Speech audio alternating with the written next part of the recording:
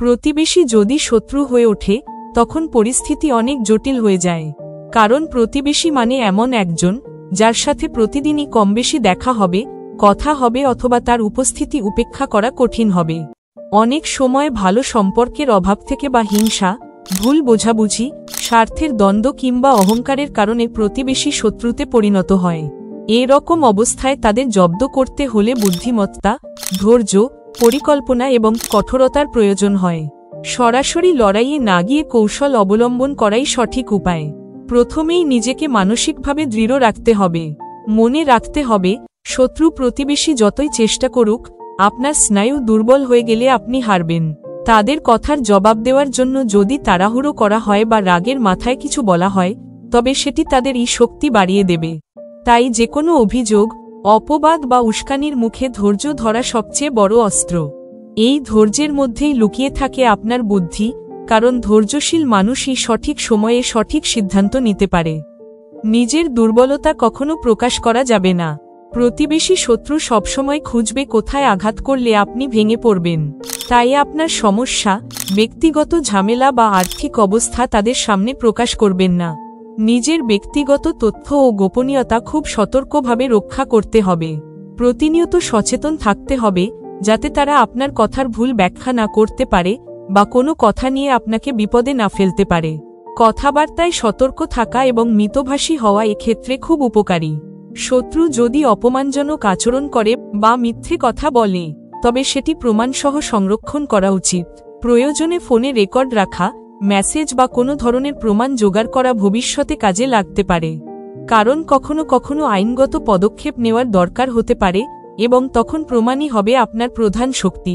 সরাসরি শত্রুতার জবাব দেওয়া যাবে না, কারণ এতে নিজের ক্ষতি হওয়ার সম্ভাবনা থাকে। বরং কৌশলগতভাবে তাদের আচরণের প্রমাণ তৈরি করতে হবে।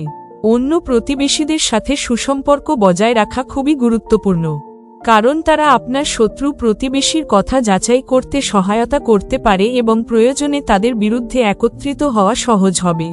অন্যের কাছে সৎ, উদার এবং সহযোগিতাপূর্ণ আচরণ প্রদর্শন করুন, যাতে আপনার সুনাম তৈরি হয় এবং শত্রুর খারাপ কাজগুলো সবার কাছে সহজেই দৃশ্যমান হয়ে ওঠে।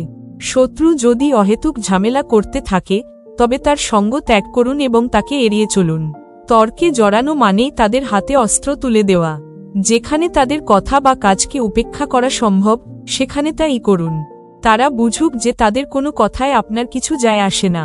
এর মাধ্যমে তারা মানসিকভাবে দুর্বল হয়ে পড়বে। প্রয়োজনে স্থানীয় গণ্যমান্য ব্যক্তি, সমাজপতি বা এলাকার নেতৃত্বের সহায়তা নেওয়া যেতে পারে। তাদের মাধ্যমে বিষয়টি সবার সামনে তুলে ধরা সহজ হয় এবং সামাজিকভাবে শত্রু বিচ্ছিন্ন হয়ে যায়। কেউ যখন সমাজে সম্মান হারায়, তখন তার কুচেষ্টা ধীরে ধীরে থেমে যায়। শত্রু যদি খুব বেশি ক্ষতিকর হয়ে ওঠে, তবে আইনের সাহায্য নিতেই হবে। থানায় সাধারণ ডায়েরি করা বা প্রয়োজনে আইনি পদক্ষেপ নেওয়ার কথা ভাবা উচিত, কারণ নিজের এবং পরিবারের নিরাপত্তার বিষয়টি উপেক্ষা করা চলবে না।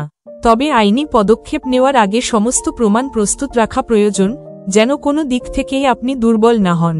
সবচেয়ে বড় কথা হল নিজের কাজ ও জীবন নিয়ে এগিয়ে যাওয়া। শত্রুর কারণে নিজেকে পিছিয়ে দেওয়া বুদ্ধিমানের কাজ নয়। আপনার সাফল্য, আপনার অর্জনই হবে তাদের জন্য বড় জবাব।